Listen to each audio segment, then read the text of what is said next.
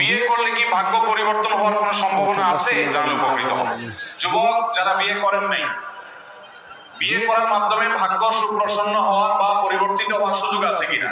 আমরা কোরআন খুললে দেখতে পাই আল্লাহ রাব্বুল আলামিন বলেছেন, ওয়া আনকিহুল আয়ামা মিনকুম ওয়াস-সালিহিনা মিন ইবাদিকুম ওয়া ইমাইকুম ইন ইয়াকুনু ফুকারা ইউগনিহিমুল্লাহু মিন ফাদলি।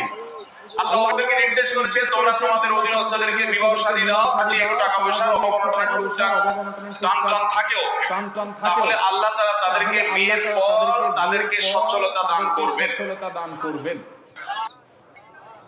এর মানে এই না যে আপনার কাছে মোহর নাই, আপনার কাছে স্ত্রীর মোটামুটি ডাল ভাতের ব্যবস্থা করার কোনো অ্যারেঞ্জমেন্টও নাই, ডাল নাই, তরবারি কিছুই নাই, কিন্তু আপনি ইদিরাম সর্দার হইতে চাচ্ছেন, এই সুযোগ নেই।